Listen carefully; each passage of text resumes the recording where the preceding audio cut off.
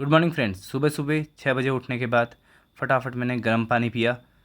उसके बाद मैं बाहर चले गया थोड़ा मौसम देखने। मौसम बढ़िया हो रहा था, हल्का बारिश का था और हो भी सकती थी नहीं। फिर मैं तैयार हो गया क्योंकि आज मुझे हाई कोर्ट जाना था, तो मैं जल्दी ही रेडी हो गया। उसके बाद मैं नीचे को खेत को देखने लगा। मम्मी नीचे काम कर रही थी। मम्मी का लास्ट ईयर ऑपरेशन हुआ है, उसके बाद कैंसर डिटेक्ट हुआ था। तो कैंसर पेशेंट है, उसके बाद भी काम करते रहती हैं। कितना मना किया बट मानती कहाँ है मम्मियाँ लोग।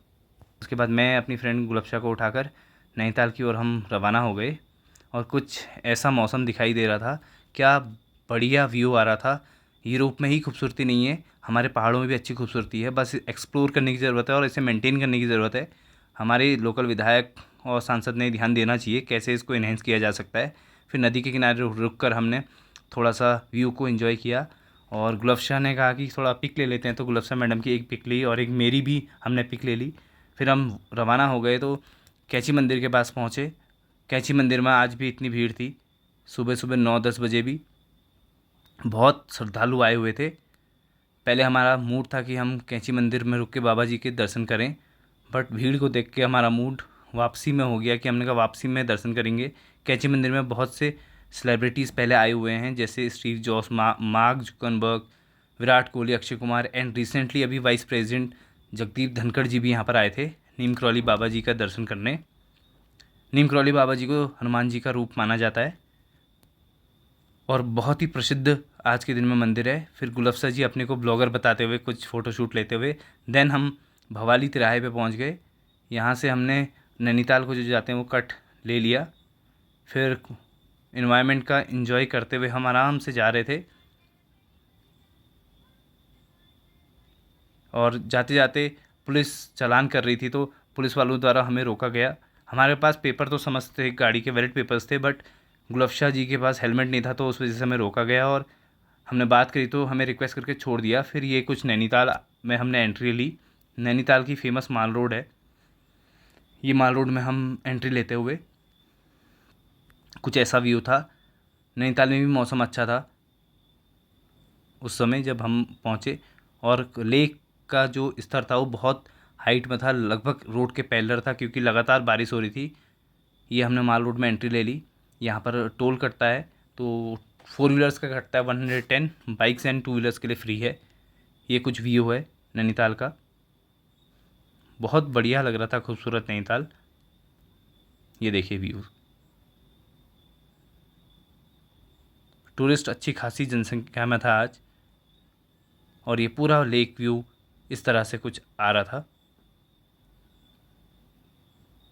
क्लीन था मौसम, लग नहीं रहा था कि एकदम बरसात हो जाएगी।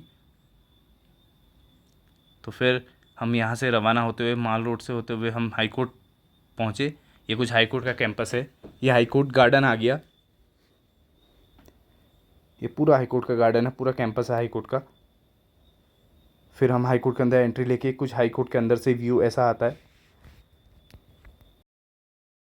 अक्षदा के साथ मुलाकात की, जो अभी ब्रीफ होल्डर क्रिमिनल हैं हाई कोर्ट में। चाय पी, नाश्ता किया। देन पंकज दा के साथ दिन में मुलाकात की, जो अभी हाई कोर्ट में असिस्टेंट गवर्नमेंट एडवोकेट हैं, और लंच दादा के साथ हुआ। जैसे ही हम नैनीताल से निकलना शुरू किया तो बरसात शुरू हो गई थी, तो हमारे द्वारा रेनकोट लिए गया अलग से, एक मेरे लिए, एक गुलबशा जी के लिए। उसके बाद गुलबशा मैडम ने कहा कि मेरा थोड़ा रैंप वॉक आप रिकॉर्ड करिए, तो गुलबशा मैडम की कुछ ये रैंप वॉक बारिश में ली गई। तो इस तरह से कुछ रैंप वॉक थी। फिर हम निकल गए और निकले तो जैसे ही 3 किलोमीटर गए तो नाला आ गया था, पूरा मलबा रोड में आ गया था, लैंडस्लाइड हो गई थी। तो मेरे द्वारा पुलिस को फ़ोन किया गया, सूचना दी गई। पुलिस द्वारा कहा गया कि हम तत्काल प्रभाव से जेसीबी भेजते हैं। और जेसीबी के आने तक जब इंतज़ार चला था तो कुछ महाशय ये स्कूटी को मलबे के ऊपर चढ़ा के ऐसे निकाल रहे थे, जो बहुत ही ख़तरनाक था। हमारे द्वारा भी इसमें मना किया गया, कहा गया कि आप ऐसा कोई भी कृत्य ना करें जिससे आपको क्षति पहुँचे। तो ये बाइक वाले महाशय अपनी बाइक फिर चलाने की कोशिश कर रहे थे बहुत बार, तो मना किया गया बहुत बार, और इनसे ये चढ़ी भी नहीं। तो फिर एट द लास्ट इन्होंने ये अपनी बाइक को हटाया, और क्योंकि नीचे बहुत बड़ी खाई थी। फिर जेसीबी आ ही गई थी करीब करीब आधा घंटे में। तो जेसीबी जैसे आई, हमने यहाँ लोगों की तो बहुत भीड़ लगी थी, क्योंकि नैनीताल भवाली मेन हाईवे है। तो जेसीबी पहुँची, जेसीबी ने अपना कार्य शुरू किया करीब करीब 6 बजे से, मतलब 6 बजे से कार्य शुरू कर दिया था। और इतनी भीड़ बढ़ते जा रही थी, लोग आते जा रहे थे। इसी फिर हम थोड़ा खड़े होकर वेट कर रहे थे जाम का खुलने का। तो फिर एक जेसीबी से हुआ नहीं, तो एक जेसीबी भवाली की ओर से आ गई, तो दो जेसीबी काम कर रही थी लगातार, और 1 घंटे लगभग हो चुका था इन्हें काम करते हुए। तो काम प्रगति पे था, और क्योंकि हर बहुत मुसाफिर रास्ते में थे जिनको अपने घर जाना था, तो जेसीबी काम कर रही थी। उसके बाद जेसीबी ने पूरा काम धीरे धीरे किया। जैसे ही जाम खुला तो सब लोगों को घर जाने की बहुत जल्दी हो गई, क्योंकि रात के 7 साढ़े 7 बज चुका था और बारिश का मौसम था, और हमने भी करीब करीब 60 किलोमीटर यहाँ से आना था, 2 घंटे का हमारा रास्ता था। लेकिन हमने कहा जब रुके हैं 2 घंटे से तो जल्दीबाजी क्या करनी है, हम आराम आराम से यहाँ से निकलने की कोशिश कर रहे थे। ट्रैफिक बहुत ज़्यादा था, इसलिए कभी भी जल्दीबाजी, अब जब लास्ट में जाम खुल गया तो नहीं करनी चाहिए, कभी कोई हानि हो सकती है। तो हमने कोई जल्दीबाजी नहीं करी।